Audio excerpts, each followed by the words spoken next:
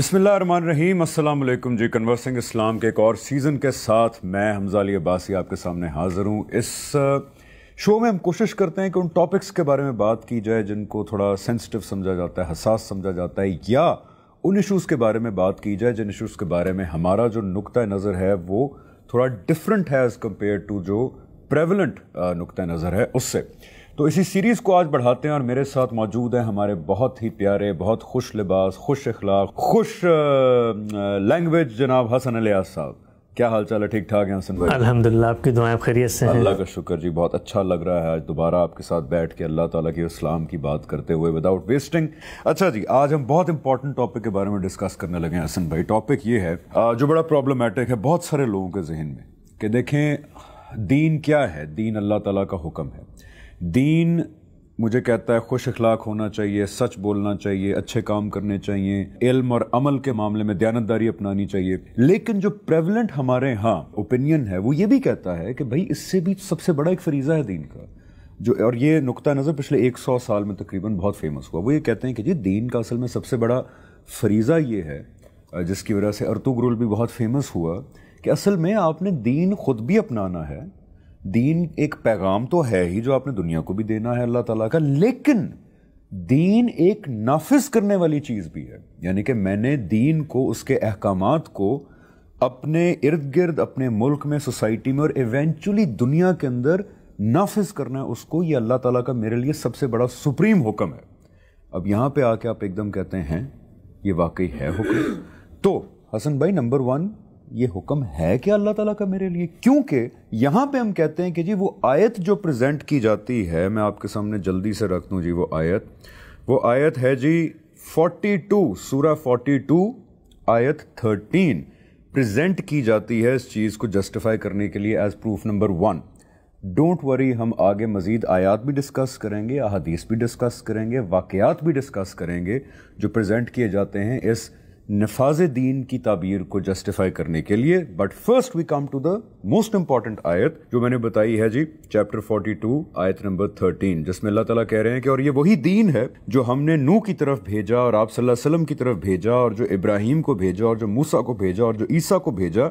इसी दीन को हमने आप लोगों के लिए पसंद किया, तो इसी दीन को इख्तियार करो और तफरके में ना पड़ो। लफ्ज़ इस्तेमाल होता है अकीमुद्दीन का। हम कहते हैं कि जी ये लफ्ज़ है कि दीन को इख्तियार करो, इसका मतलब ये नहीं है कि दीन को नाफिज करो। तो अकीमुद्दीन का मतलब ये क्यों नहीं है कि दीन को नाफिज करो हसन भाई? शरअ लकुम मिनद्दीन मा वस्सा बिही नूहन वल्लज़ी अवहैना इलैका मा वस्सैना बि इब्राहीम व मूसा व ईसा नक़ीमुद्दीन वला ततफ़र्रक़ू फ़ीह। आयत आपने पढ़ दी और बता भी दिया कि इस आयत को पढ़ के वो क्या तसव्वुर है जो लोगों में पेश किया जाता है। फ़रीज़ा इक़ामत दीन कहा जाता है कि जिस तरह नमाज, रोज़ा, ज़कात, हज, ये सब चीज़ें हैं, लेकिन दीन का बुनियादी हदफ और नस्बुलैन वो क्या है? दीन को नाफिज करना। और उसको ताबीर ये अल्फाज में किया जाता है कि फ़रीज़ा इक़ामत दीन।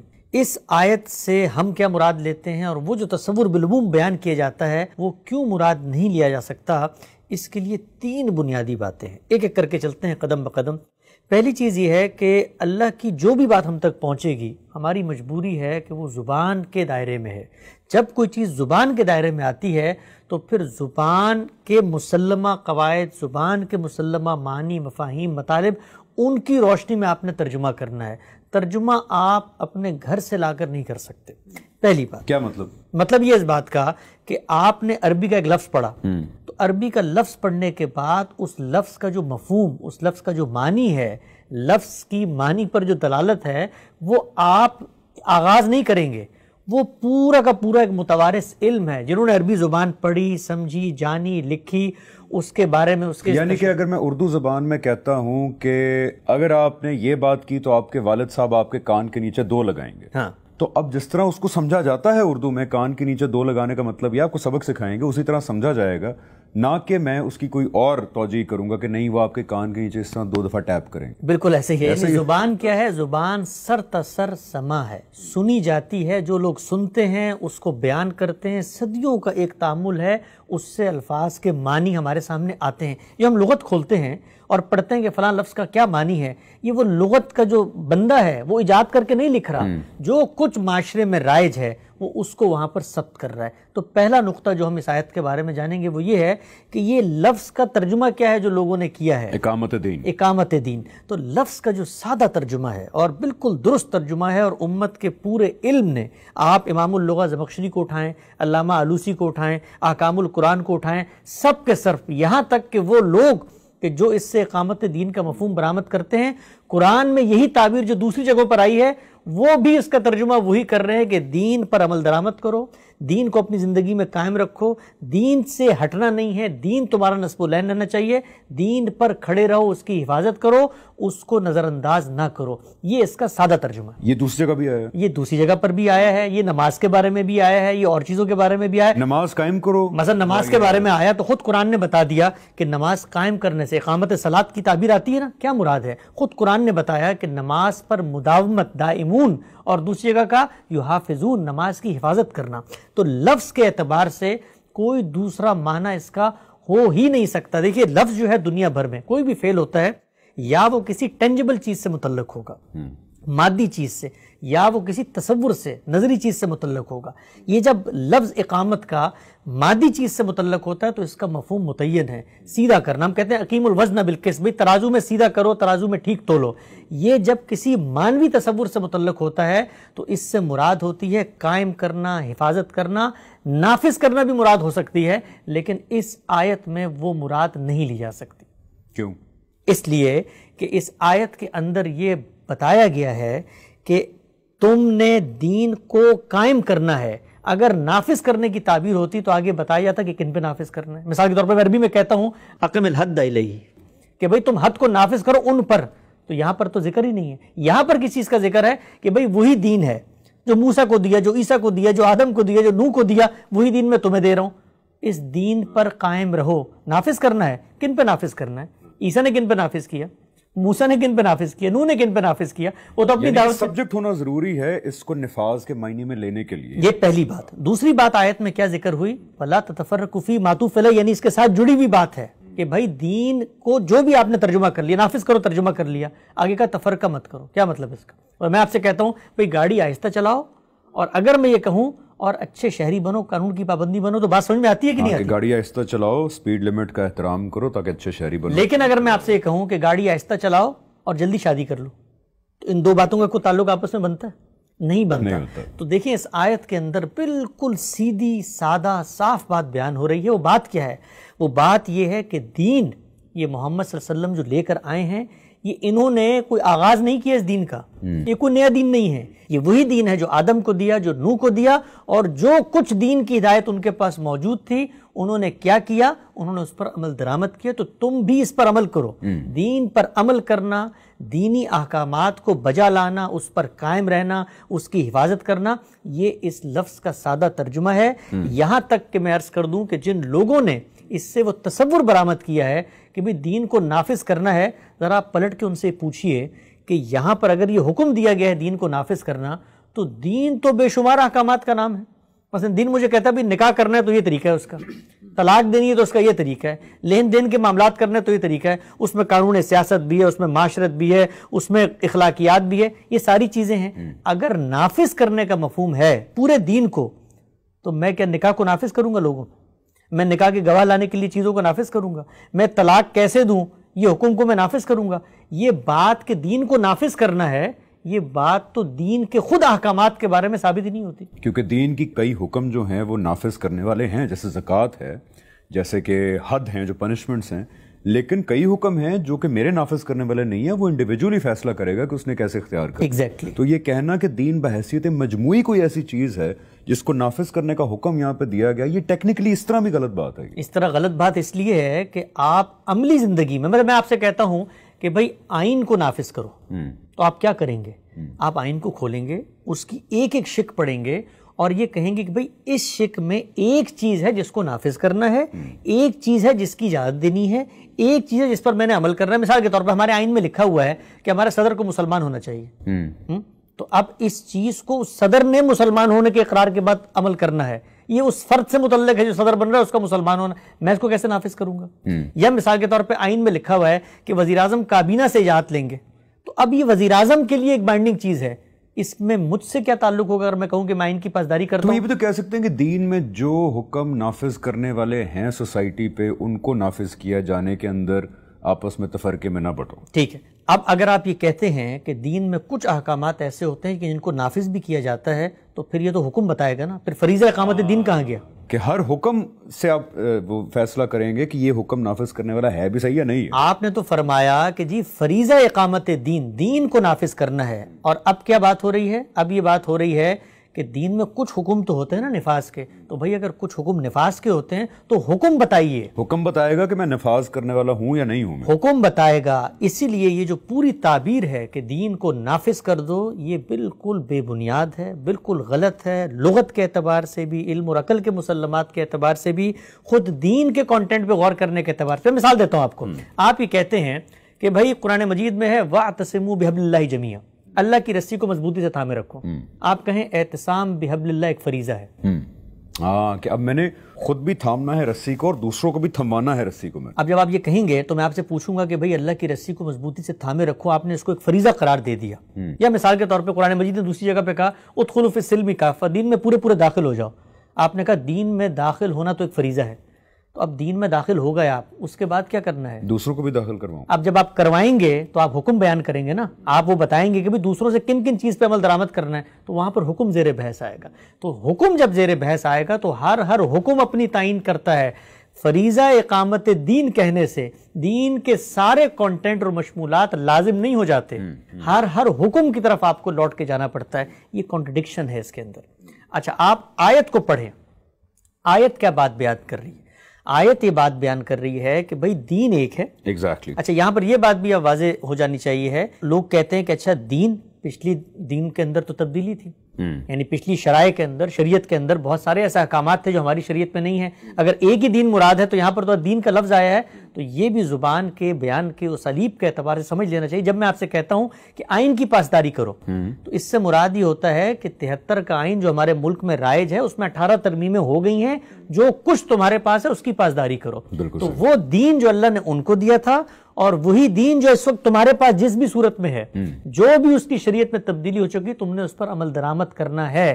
یہ عمل درآمد میں کروں گا. میں حکمران ہوں, میں استاد ہوں, میں باپ ہوں, تو اب میں دیکھوں گا کہ مجھ سے متعلق بھی کچھ احکامات دیے گئے ہیں یا میں ان معاملات میں آزاد ہوں. تو فریضہ اقامت دین یہ لفظ کے اعتبار سے, اقامت کا لفظ مفہوم جب وہ کسی نان ٹینجیبل چیز کے بارے میں اختیار کیا جاتا ہے, وہاں پر اس سے مراد کیا ہوتی ہے. نافذ کرنے کا مفہوم یا کیوں مراد نہیں لیا جا سکتا؟ اس لیے کہ زبان اس کی اجازت نہیں دیتی. جملے کے اندر جو دوسری چیز بیان ہوئی ہے کہ تفرقہ نہ کرو, دو باتیں آپس میں بالکل مختلف ہو جاتی ہیں. اور سب سے اہم بات, جب آپ یہ کہتے ہیں کہ نافذ کرو, تو کس پہ نافذ کرو؟ وہ تو آیت میں ذکر ہی نہیں ہے. یعنی نافذ کس پہ کرنا ہے؟ فرد کو حکم دیا جا رہا ہے کہ نافذ کرو. اب آپ کہیں گے کہ نہیں, یہ حکم تو حکمرانوں کو دیا جا رہا ہے, تو یہ تخصیص آپ نے کیسے پیدا کیا آیت میں؟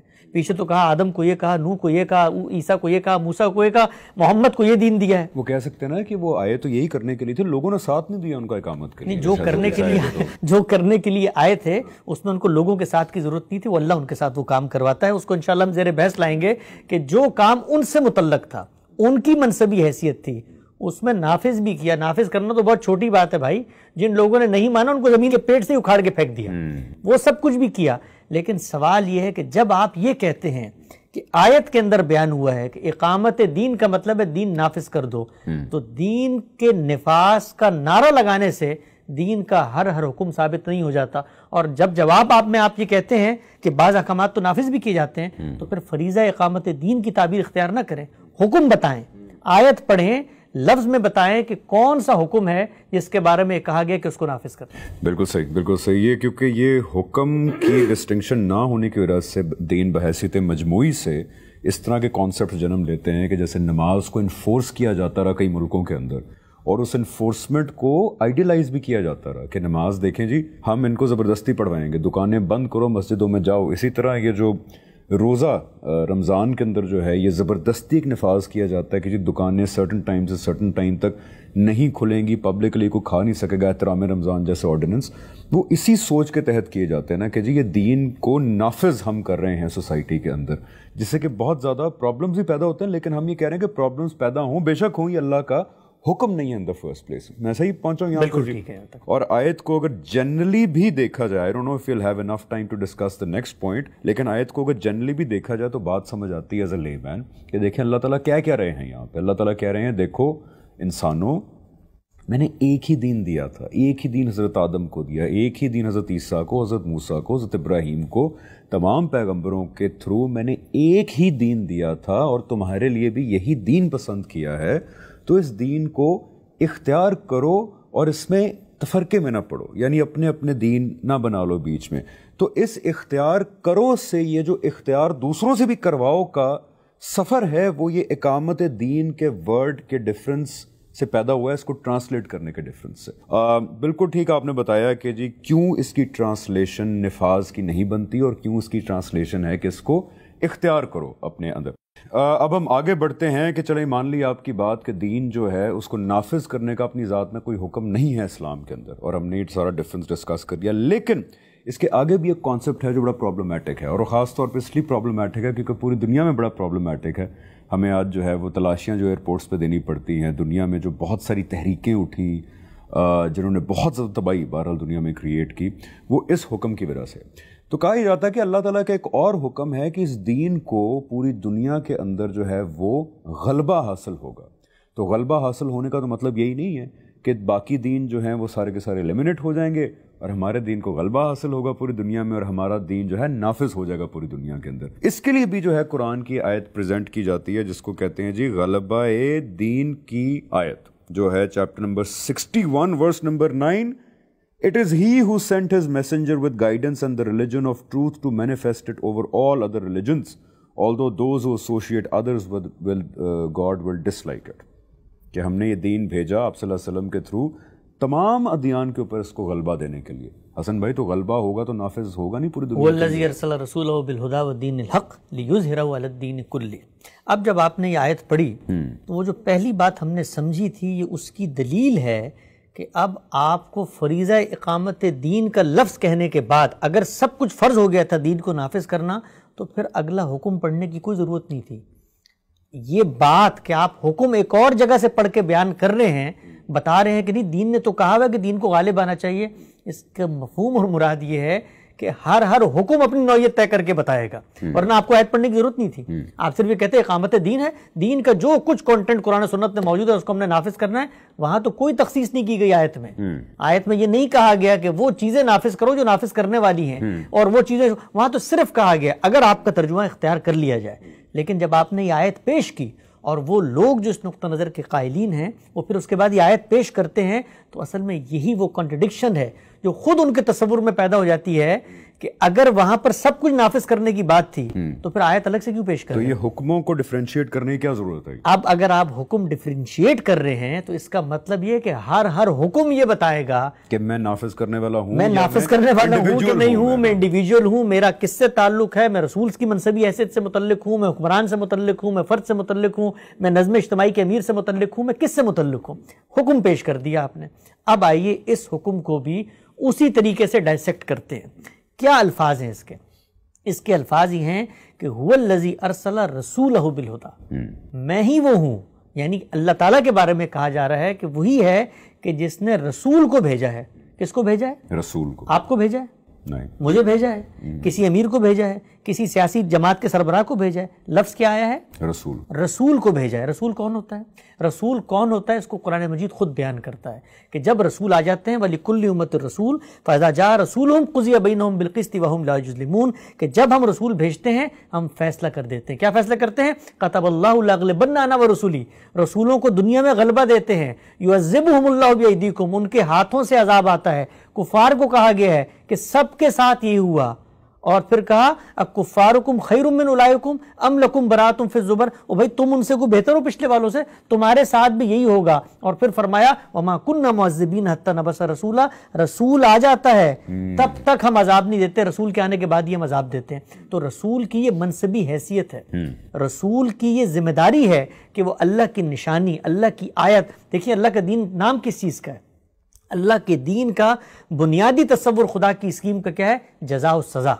दुनिया में मैं आया हूं, इरादा इख्तियार लेके आया हूं, मैं दुनिया से रुखसत होऊंगा, किस बुनियाद पे मेरा फैसला होगा? एक वो इल्म जो मेरी फितरत में है, اور دوسرا رسولوں کا یہ پیغام جو شریعت کی صورت میں آتا ہے، اگر میں اس پہ عمل درآمد نہیں کرتا تو پھر کیا ہوتا ہے؟ جزا و سزا ہوتی ہے۔ تو رسول وہ جزا و سزا جو آخرت میں ہونی ہوتی ہے دنیا کے پردے پر، اس کا ایک ٹریلر، اس کا ایک ریپلیکا، اس کی ایک عملی تصویر لیبارٹری کی صورت میں رکھ کے بتاتے ہیں کہ اگر خدا کو نہیں مانو گے تو یہ کچھ تمہارے ساتھ ہوگا۔ پیغمبر کو جب بھیجا اور کہا کہ تم نے کچھ نہیں کرنا، یہ ہم نے کرنا ہے، وَمَا رَمَيْتَ إِذْ رَمَيْتَ وَلَكِنَّ اللَّهَ رَمَى، تم نے نہیں مٹی پھینکی، میں نے پھینکی ہے، تم نے نہیں مارے بدر میں نے مارے ہیں، میرے فرشتے اترے ہیں۔ آپ اگر صحابہ کی حکایت پڑھیں سورہ توبہ میں، وہ خود بیان کرتے ہیں کفار سے کہتے ہوئے کہ بھائی اب تم انتظار کرو، یا آسمان سے آئے گا یا ہمارے ہاتھوں سے آئے گا، یہ جو کچھ ہوا ہے اللہ نے کیا۔ یہاں تک کہ صحابہ جب نکلے خود اقدامات کرنے رسول اللہ کی ہدایت پہ، تو فرمایا کہ ہمیں تو ایسا لگتا تھا کہ آسمان سے اترے ہیں اور لوگوں کی گردنیں کاٹ کے لوگ چلے گئے ہیں۔ تو اللہ ایک کام کرتا ہے رسولوں کے ساتھ، جب وہ یہ کام کرتا ہے تو اب آیت کو پڑھیں، وَالَّذِي أَرْسَلَ رَسُولَهُ بِالْهُدَى وَالدِّينِ الْحَقِّ لِيُظْهِرَهُ عَلَى الدِّينِ كُلِّهِ وَلَوْ كَرِهَ الْمُشْرِكُونَ۔ اب یہاں پر الدین کا لفظ آیا ہے، اس کے ساتھ ایک الف لام ہے، پھر پلٹ کے وہی بحث آ گئی کمبخت زبان کی۔ اب زبان کو میں گھر سے تو یاد کر نہیں سکتا، الف لام آ گیا۔ یہ الف لام کیا چیز ہوتا ہے؟ آرٹیکل ہوتا ہے، چیزوں کو اسپیسیفائی کرتا ہے۔ مراد کیا ہے؟ الدین۔ پیغمبر کہاں آئے تھے؟ جزیرہ نما عرب میں۔ تو اب جزیرہ نما عرب کے اندر جو ادیان ہیں ان سب پر یہ غالب آئے گا، ان ادیان پہ جزیرہ نما عرب کے۔ اسی لیے رسول اللہ صلی اللہ علیہ وسلم دوسرے کا فرمایا ان تمام ادیان پہ ان کو غلبہ دوں گا، ان تمام ادیان پہ۔ کہاں پر؟ جو جزیرہ نما عرب کے اندر ہیں۔ اسی لیے آپ صلی اللہ علیہ وسلم نے فرمایا کہ لا تجتمع فی جزیرۃ العرب دینان، اس جزیرہ عرب کے اندر دو دین جمع نہیں ہو سکتے۔ تو اب آگے کیا فرمایا؟ وَلَوْ كَرِهَ الْمُشْرِكُونَ۔ یہ المشرکون سے کیا مراد ہے؟ یہ وہی مشرکون ہے بھائی جن کے مارنے کا حکم پیچھے دیا گیا ہے سورہ توبہ کے اندر، بتایا گیا ہے فَاقْتُلُوا الْمُشْرِكِينَ حَيْثُ وَجَدتُّمُوهُمْ خُذُوهُ وَاحْصُرُوهُ وَاقْعُدُوا لَهُمْ كُلَّ مَرْصَدٍ۔ یہ نہیں بچیں گے۔ کیوں نہیں بچیں گے؟ اس لیے کہ رسول کی موجودگی میں اتمام حجت کے بعد انکار کر رہے ہیں، جو عذاب ان کو آخرت میں ملنا تھا دنیا میں ملے گا۔ تو یہ جو آیت پیش کی جاتی ہے اس پوری بحث کے ضمن میں اس آیت کو آؤٹ آف کانٹیکسٹ پیش کیا جاتا ہے۔ اس آیت کا ہرگز یہ مطلب نہیں ہے کہ ہم دنیا میں نکلیں گے، اگر ہم نے دنیا میں نکل کے کام کرنا ہے تو پہلے آیت سے رسول کا لفظ ہٹائیے۔ بالکل صحیح، مجھے لگ رہا تھا اگلی ایپیسوڈ تک جائیں گے، لیکن کیا بات ہے جی، آپ نے تو بڑی کوئکلی اس کو بڑے اچھے طریقے سے جو ہے وہ ایکسپلین کر دیا۔ بالکل ایک لے مین کے طور پہ جو سمجھنے کی بات ہے وہ یہ کہ رسول قرآن کے اندر جو بتایا اللہ تعالیٰ کی اپنی قوم کے لیے عدالت بن کے آتا ہے، سزا اور جزا نافذ ہوتا ہے اللہ تعالیٰ کا رسول کے ذریعے اس کی قوم یا ایڈریسیز کے اوپر۔ ہدایت عالمی ہوتی ہے لیکن عدالت وہ اپنے ایڈریسیز کے لیے بن کے آتا ہے۔ یہی عدالت آخری دفعہ دنیا کے اندر اللہ تعالیٰ نے لگائی آپ صلی اللہ علیہ وسلم کے تھرو، ٹھیک ہے جی۔ اس عدالت کے کانٹیکسٹ میں اللہ تعالیٰ کہہ رہے ہیں کہ یہ رسول اب آ گئے ہیں، یہ آ گئے ہیں دنیا کے اندر، اور ان کے تھرو میں اپنے دین کو غلبہ دلواؤں گا ان تمام ادیان کے اوپر جو اس کے ایڈریسیز میں اس وقت موجود ہیں۔ یعنی یہ آیت رسول صلی اللہ علیہ وسلم کے ساتھ اسپیسیفک ہے، اس کے بعد نہیں ہے۔ آپ کے اور میرے لیے یہ نہ ہی کوئی بشارت ہے، نہ ہی کوئی حکم ہے کہ اب جی دین کو غلبہ ہوگا، بیکاز بائی دا وے حسن بھائی وہ غلبہ ہوا بھی تو نہیں نا وہ اصل دنیا میں بھی تو غلبہ نہیں ہوا، یعنی کہ آپ، اور جہاں ہونا تھا وہاں ہو گیا، جہاں رسول کی موجودگی میں ہونا تھا وہ قیامت تک اللہ تعالیٰ نے بتا دیا۔ ایگزیکٹلی۔ اور دیکھیں وہ کتنی عالمی سطح پہ اس وقت ہوا کہ عرب اور نیبرنگ تمام تینوں ایمپائر جو ہیں وہ گر گئی۔ تو کیا ہوا؟ اسی دین کو غلبہ حاصل ہو گیا۔ لیکن جب ہم آپ صلی اللہ علیہ وسلم سے ہٹا کے اس کو عمومی طور پہ اپنے لیے ایک وہ بشارت اور حکم سمجھتے ہیں تو پھر کہاں ہے دین کا غلبہ؟ پوچھنا چاہیے نا۔ آپ کہتے ہیں جی مسلمانوں کی کمپلیسنسی ہے، مسلمانوں کی کون سی کمپلیسنسی ہے؟ ہزاروں لاکھوں لوگ اپنے جان کے نذرانے پیش کر گئے اس غلبہ دین کے لیے، خاص طور پہ پچھلے 30 سال کے اندر، ابھی بھی کر رہے ہیں۔ دنیا کو ہم نے یعنی آگ ہی لگا دی، آلموسٹ غلبہ نہیں ہوا۔ تو دیکھیے پوری بحث کا خلاصہ جس طرح آپ نے کیا، بہت شاندار خلاصہ کیا کہ جس وقت ہم دین سے متعلق کوئی بات کرتے ہیں ہماری مجبوری ہے کہ ہم اپنے تصورات، عالمی سطح پر نظاموں کی بحث کے مقابل میں اسلام کو بطور نظام پیش کرنا، دنیا کے اندر اگر ہماری تہذیبی برتری اور غلبہ نہیں ہے اس کو ثابت کرنا، یہ کچھ نہیں ہو سکتا۔ آیت پڑھی جائے گی، اس کے اوپر اس کا ترجمہ کیا جائے گا، ترجمہ کرنے کے بعد اس کا سیاق و سباق، قرآن مجید کا پورا قانون، اس کے نظائر، اس کے شواہد، اگر آپ اس سے کوئی استنباط بھی کرتے ہیں تو وہ لفظوں میں بیان کریں گے آپ، اور اس کو کوالیفائی ہونا چاہیے وہاں پہ۔ تو پورا تصور اقامت دین کا، اقامت دین اپنی ذات میں کوئی فریضہ نہیں ہے، اس لفظ سے وہ مراد نہیں ہے، مسلمانوں کے علم نے اس سے وہ مراد نہیں لی، بالکل سادہ سی بات ہے، دین پر قائم رہیں گے، دین کو اختیار کریں گے، دین کو اپنی زندگی میں آپ بحال رکھیں گے، اس پر کھڑے رہیں گے، عمل پیرا رہیں گے، لوگوں کو دعوت دیں، لوگوں کو دعوت دیں گے۔ وہاں پر بھی آپ دیکھیے دعوت کس نے دینی ہے، حکم بتائے گا، علماء کی دعوت الگ، فرد کی دعوت الگ، بنی اسماعیل کی دعوت الگ، بطور قوم کے آپ کہیں جی دعوت دینا فرض ہے، تو ایک بندے کے اوپر بھی فرض ہے کہ امریکہ کو جا کے دعوت دے، وہ ہر حکم کی حرکیات بتائیں گی کہ وہ کس سے متعلق ہیں۔ لہٰذا آپ یہ جو ترجمہ کرتے ہیں یہ ترجمہ درست نہیں ہے، یہ آیت کا جو مفہوم پیچھے سے بیان ہو رہا ہے اس سے مطابقت نہیں رکھتا، خود آیت کے لفظ کا جو معطوف علیہ آگے بیان ہوئے تفرقہ نہ کرو اس سے مطابقت نہیں رکھتا۔ آپ یہ کہتے ہیں کہ نافذ کرو، کن پہ نافذ کرو؟ وہ جو انبیاء نافذ نہیں کر کے گئے ان کے بارے میں کیا خیال ہے آپ کا، جن کو موقع نہیں ملا نافذ کرنے کا؟ تو یہ ساری چیزیں خود اس تصور کو، اور سب سے بڑھ کر آپ اگر غور کریں گے جن لوگوں نے اس تصور کو اپنایا ہے انہوں نے بھی جہاں اس لفظ کی لفظی بحث کی ہے، باقی جگہوں کے اوپر تورات کے بارے میں یہی لفظ آیا ہے، انجیل کے بارے میں یہی لفظ آیا ہے، ان سے گفتگو کرتے ہوئے کہ بھئی یہ فیصلہ، یہ اقامت کا، کہ بھئی تم اس کے اوپر بات کرتے ہو، ان چیزوں کو اختیار کرو جو تمہیں دی گئی ہیں، تو وہاں پر وہی ترجمہ کر رہے ہیں، اختیار کرو، قائم رہو، یہی لفظ ہے، یہی لفظ ہے۔ تو یہ پہلی بات ہے۔ دوسری بات، یہ لفظ کہنے سے پورا دین کسی پر نافذ نہیں ہو جاتا، اور پھر سیلف کنٹرڈکشن یہ ہوتی ہے کہ آپ آگے بڑھ کے کہتے ہیں نہیں یہ چند احکامات تو فرض سے متعلق ہیں۔ بھئی کیوں فرض سے متعلق ہیں اگر سب کا سب نافذ کرنے کے لیے؟